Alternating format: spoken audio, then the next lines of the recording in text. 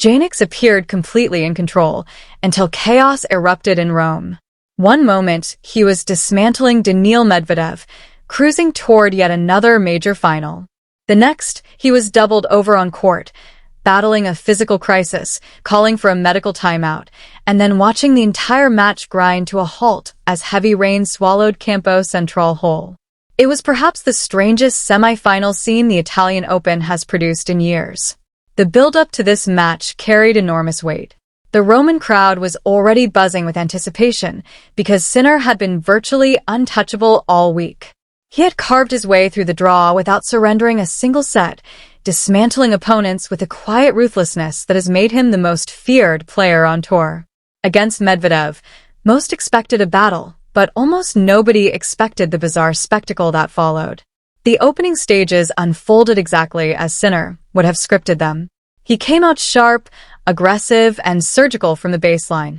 His forehand was controlling rallies with ease. His backhand down the line was landing with punishing regularity, and Medvedev looked perpetually one step slow. Sinner claimed the first set 6-2 and radiated total command. He was gliding across the clay, serving with quiet efficiency and feeding off the roaring Roman faithful with every passing game. Medvedev, meanwhile, wore his frustration openly. Every attempt to find a new rhythm was swiftly absorbed and neutralized. Then the match began tilting in ways no one anticipated. The Russian abandoned his earlier approach entirely. Rather than trying to overpower Sinner through the center of the court, he began luring him into grinding, physically punishing exchanges. Higher balls, deeper returns, rallies that felt endless. The tennis was far from pretty, but the logic was ruthless. Drag the world number one into a war of attrition and see what gives first. It started working. As the second set wore on, Sinner's body language shifted unmistakably. The effortless bounce between points disappeared. He began resting his hands on his knees. His movement, though still impressive, had lost the explosive snap that defined the opening set. Then came the moment that sent a genuine shockwave through the stadium. Sinner appeared to vomit on court. The crowd fell momentarily silent. Concern rippled through the stands and across screens worldwide. Was it illness? Dehydration? Extreme fatigue, pushing his body past its limits? The sight was jarring because Sinner has built his reputation on exactly the opposite: stone-cold composure and ironclad physical resilience, match after match, tournament after tournament. Yet he kept fighting. Despite everything his body was screaming at him, Sinner pushed forward and somehow wrestled back control in the deciding set. He moved ahead 4-2 in the third, which made the entire scene feel almost surreal. Here was a man visibly suffering, yet still leading one of the sport's most dangerous competitors on the sport's most grueling surface. Then came the moment that ignited a fresh storm. At 3-2 in the third, Sinner called for the trainer. The medical staff attended to his quadriceps, cramps, apparently, and the match paused at the most combustible possible moment. Medvedev's reaction was immediate and unmistakable. He marched toward the chair umpire, his expression dark, his voice raised in protest. The timing, from his perspective, was deeply suspicious. He had spent 2 sets wearing Sinner down. He had erased a lopsided deficit, clawed his way back into genuine contention, and sensed momentum finally swinging his direction. Then suddenly his opponent received treatment while he stood and waited. Whether Sinner's stoppage was purely medical or carried any psychological dimension, the debate was inevitable. Medical timeouts in pivotal moments have always sparked controversy. They disrupt rhythm, they shift momentum, and they leave the opposing player cooling down at precisely the wrong time. But the visual evidence was hard to dismiss. Sinner had vomited. His legs were seizing. His body had been pushed to a genuine edge by Medvedev's relentless physical strategy. This did not read like gamesmanship. It read like a man fighting his own body while simultaneously fighting one of the world's best tennis players. What amplified everything further was the history at stake. Sinner stood one victory away from becoming only the second man since Novak Djokovic's remarkable 2015-16 run to reach 6 consecutive ATP Masters 1000 finals. The consistency required to achieve that is staggering, and it reflects just how thoroughly Sinner has commanded the top of the sport since late 2025. But then, as if the drama needed one final twist, the skies broke open. Rain swept across Campo Central with Medvedev serving at 2-6, 7-5, 2-3. At first it felt like a routine interruption, the kind players often play through on clay. Sinner, though, immediately flagged the real danger. The painted lines.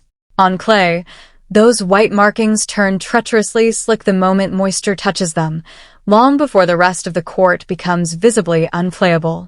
Already physically compromised, Sinner had no interest in adding a slip and fall to his evening. He raised his concerns with the chair umpire, who initially hesitated and wanted to assess the court himself. Play stuttered on briefly. Then the rain intensified without mercy, and the decision made itself. The umpire suspended the match. Both players retreated from the court, and one of the tournament's most extraordinary semifinals was frozen mid-breath. The conclusion was pushed to Saturday, May 16th, with resumption scheduled for 3 p.m. local time. That postponement reshuffles every calculation. A suspended match is not simply a paused match. It is, in many ways, a reset. Sinner, who left the court looking physically hollowed out, now inherits hours of recovery time.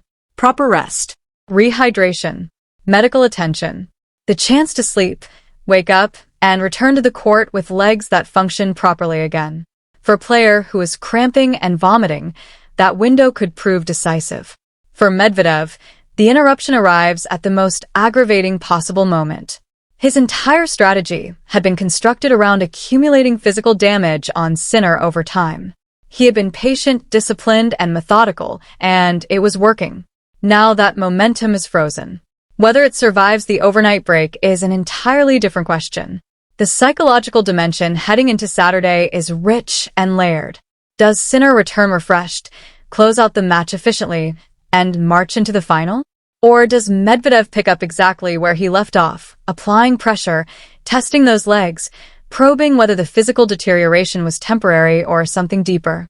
Waiting at the finish line is Casper Ruud. The Norwegian has been formidable on clay this season and now holds an enviable position, rested, prepared, and watching his future opponent limp toward him through one of the most chaotic semifinals in recent memory. For Sinner's supporters, Friday's match delivered a complicated portrait. The vulnerability was real and undeniable. The vomiting, the cramping, the visible exhaustion, none of it was performance. But the stubborn fact that he was still leading Medvedev through all of it says something profound about the level he currently occupies. For Medvedev supporters, the tactical blueprint has been drawn. He found a way to make Sinner uncomfortable. He turned a rout into a contest. And he demonstrated that the Italian, despite everything, remains beatable. What unfolded on Friday was far bigger than a rain delay. It was a match that stripped away the polished surface of elite tennis and exposed what lives underneath. The physical cost, the psychological tension, the razor-thin margin between dominance and collapse. One player chasing history, another trying to erase it, and then nature, indifferent to either, freezing the whole thing at its most breathless moment. When they walk back onto Campo Central on Saturday, the scoreboard will show Sinner ahead. But after everything that happened, this match feels like it could go anywhere. That is precisely why the tennis world cannot look away.